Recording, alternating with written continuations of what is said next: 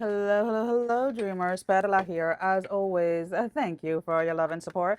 Thank you for liking, sharing, subscribing to the channel. And if you haven't done so, go ahead and do so. We would love to have you. So this is Monday's love message extended. We're going to go ahead and we're going to jump right on in. So for those of you that chose card number one, healing family issues, there's going to be a lot of triggers and a lot of challenges this week between you and your significant other. There seems to be a miscommunication. Somebody feels within this connection that somebody else wants to control. And this feeling about of control is mainly coming from someone's childhood, whether it was you or your significant other, maybe both of you. You guys had to grow up a little bit too quickly and had to take control of like either your household or whatever it is, or managing siblings or something of that matter. For some of you, it was even managing your parents or feeling like you were the parent in your relationship with your parents. Now, why is it that this is important? Well, it's important because of the fact that these wounds or these spaces that live within both of you haven't been addressed in a healthy way, meaning both of you have different type of triggers that are rooted within family, right? Family issues, parent issues, whatever it is. And what tends to happen is like you and your significant other may recognize that you're being triggered, but instead of working through the process of it as it is coming up, you both kind of like blow up and then kind of like separate and then come back and apologize. And there comes a point where repeating the same pattern and just apologizing without addressing the core issue is not enough. And I feel that this is that week for you guys where just apologizing for being triggered and reacting is not going to be enough. Where one of you, whether it is you or them, is going to be like, you know what, no, this, we need to address this. Like, why is it whenever I say A, B, C, and D, you react this way? Like, how do we communicate? Like, how do we fix the communication between us? Like, what is it that you need from me when we're having this kind of conversation, and vice versa, them asking you what is it that you need? Because yes, there are times when taking some space is needed, but when taking space is used as avoidance to the issue, then something is not working. And that's kind of like where it is that this challenging energy is coming into this week, where the two of you are being forced not only to recognize the triggers that are within a relationship, but also how to work through them in a healthy way. Now, as I say that, some of you are wondering like, oh my God, is this going to be like the end of the relationship? I do not see that. I see that this is going to be more the end of avoidance to the issues within a relationship. There is definitely a heart to heart conversation here that somebody is coming in and saying like, you know what, you know, the way that we have been dealing with triggers is not working because we keep on hurting each other with our words and then trying to take them back. And regardless of how much we try to forgive each other, we're still like you guys are kind of like stuck in that same cycle of like, again, an apology without correction, it means nothing, it means shit. And I'm being completely honest with you. Like, even when, like, you know, even when I apologize to somebody or somebody's apologizing to me, like, I'll say it, it's like, you know, I accept your apology, but if the behavior doesn't change, it's like it doesn't mean shit. And I'll say it the same way. Like, if I apologize, I'll be like, you know what? I completely dropped the ball. I am completely sorry for this and this and this and that. And I'm going to do better. I'm changing that behavior, whatever it is. Because again, if we continue to do the same thing and we're not changing anything, then why even fucking bother apologizing? So I feel that once the two of you have this heart to heart conversation, there is a mutual understanding that the sorries aren't cutting it anymore, and that the root issue of whatever traumas or whatever pain, whatever it is that is triggering you guys, needs to be addressed. And one of the main issues that I'm picking up energetically with this is control. Both of you are wanting to be the leaders in the relationship. Both of you are wanting to be in control at all times. And the beautiful dynamic of a relationship, when the flow of responsibility or the flow of leadership can flow back and forth depending on what aspect is in regards to, it's a very beautiful partnership to be in. And I feel that once the two of you come to a compromise, I'm like, okay, you're better at these things, so you're going to lead on these aspects of the relationship, and maybe they're better at these things, so they're going to lead on these aspects. But regardless of anything, so like, let's say if you're better with finances, if you're better with organization, right, so you're better with keeping schedules and all of these things, and the person that you're with is better like at the home things or fixing things or whatever it is, right? Then it's like, okay, I lead in all of these, you lead in all of these. But before we make decisions in either one, we still are coming together, right? And that creates this beautiful partnership between the two of you. And the thing is that this energy for this partnership that you want with this person is definitely there, as long as both of you are able to address the things that are triggering you head on and not continue to avoid them. Alrighty? Alrighty.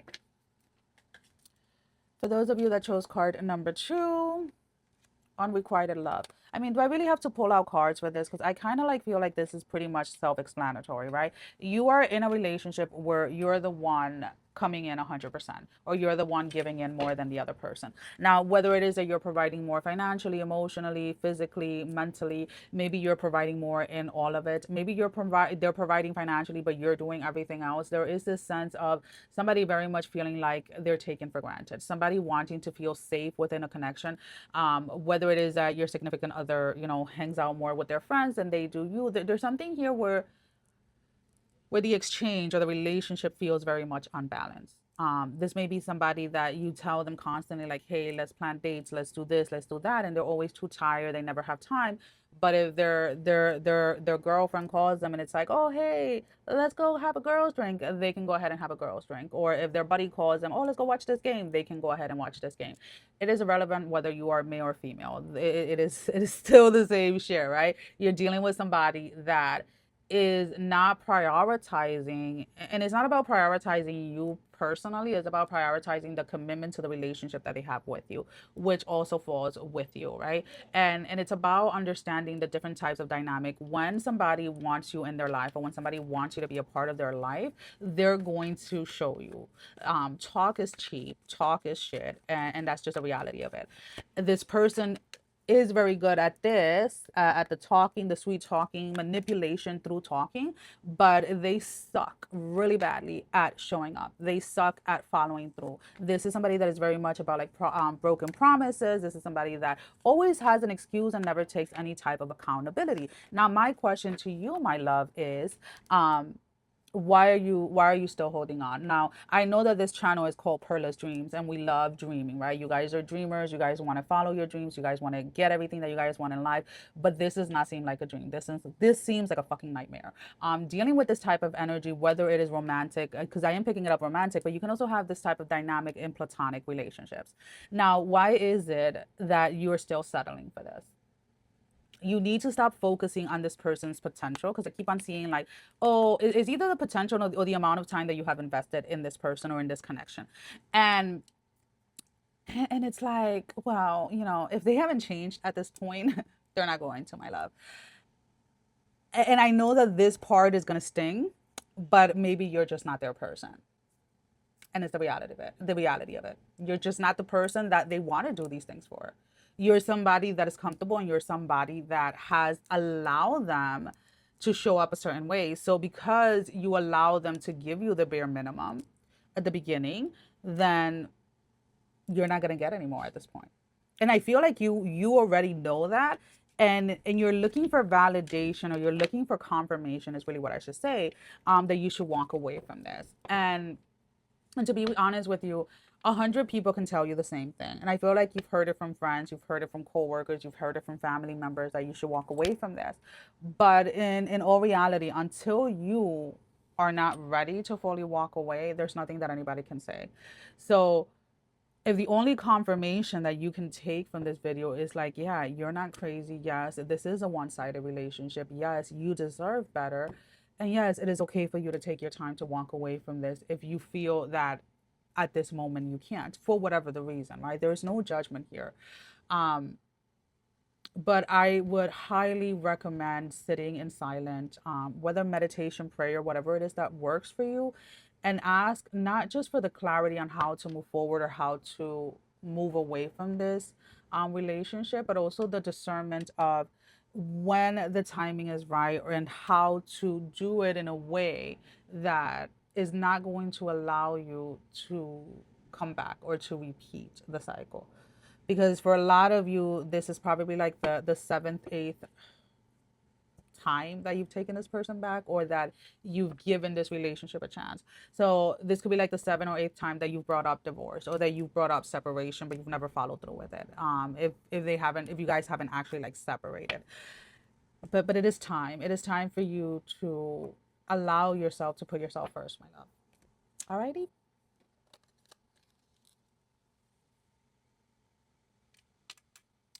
So for those of you that chose card number 3, love yourself first. You're definitely in this space of like really pouring into yourself. And I feel that you're pouring into yourself in every aspect of the way, emotionally, physically, romantically. Like you're taking yourself out on dates, you're taking yourself out to experience life, and you're just glowing. It's like, people look at you and there's something about your aura, there's something about your essence, your vibe, where you're radiating and you are attracting a lot of people. And I really do love that energy. There is a lot of like subtle flirting. Flirty. We're gonna go with that word. There's a lot of like subtle flirting when you are out in public. This is also happening maybe like at work, like wherever it is that you go. There's at least one person like flirting with you, whether they're opposite sex or same sex is irrelevant here. Because again, there's something about you like that is magnetizing. Even like if you see like even if a child, a toddler, a baby sees you, they're like magnetized to your energy. So you're definitely calling in collectively people that see the beauty and the light that you are finally seeing within yourself. So the same love and the same attention, the same care that you have been putting into yourself is the same thing that you are attracting collectively. Now, what does this mean for your love life? Well, for your love life in particular, this means options. This means that there is a part of you that is no longer feeling like, oh, I like that. Sorry, guys.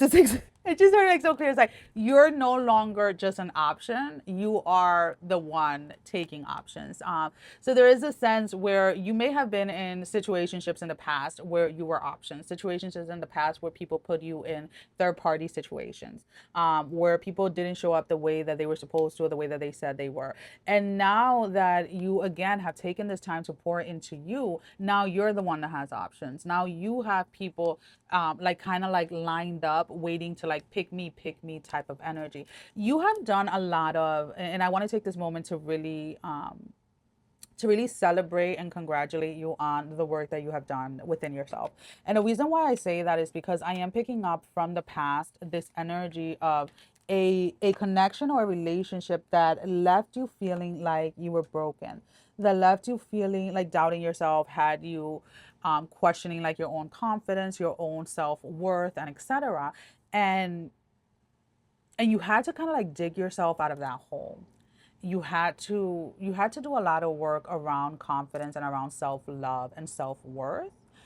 And it wasn't just all like spiritual, if that makes sense. And I'm trying to like word it in a way that kind of like makes sense. But this also included physical, right?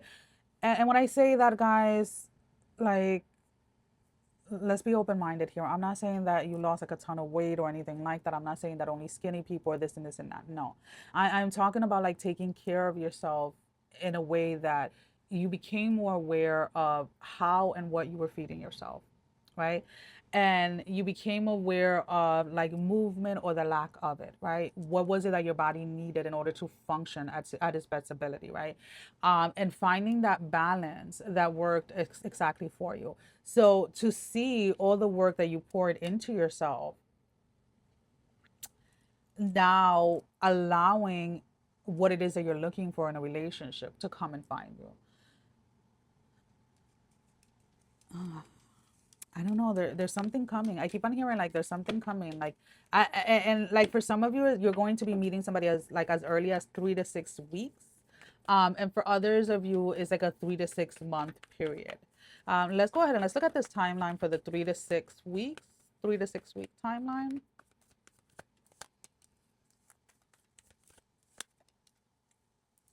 So the 3 to 6 weeks timeline is you're going to be meeting somebody that it's going to be one of these energies, I'm not going to lie, where it seems too good to be true. It's somebody that you kind of meet by chance. You're meeting this person It could be like, I don't know why I'm getting like a car wash or something. Like you're doing some, you're running some type of like simple errand. So you may be just cleaning your car. You may be picking up like a prescription from like CVS or something like that. And you meet somebody and it's like instantly the both of you feel very much like you've known each other. And it feels very intense energetically.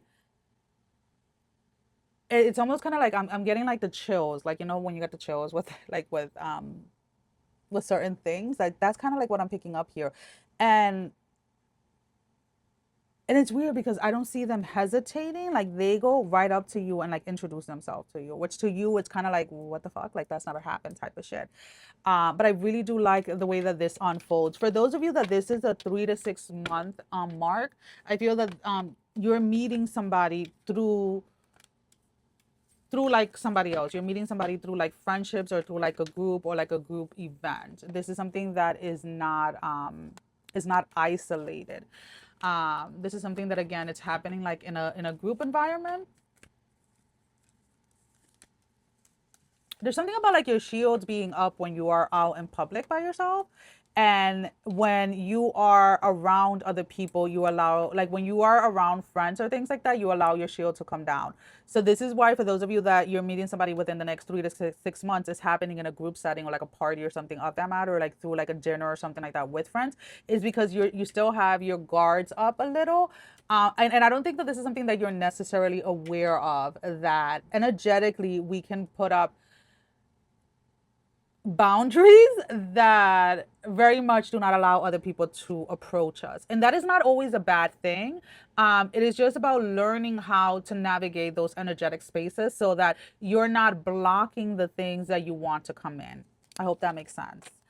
Alrighty, guys. Well, that is all that I have. Sending every single one of you love, strength, and blessing, guys. Take care. Love you all. Bye bye.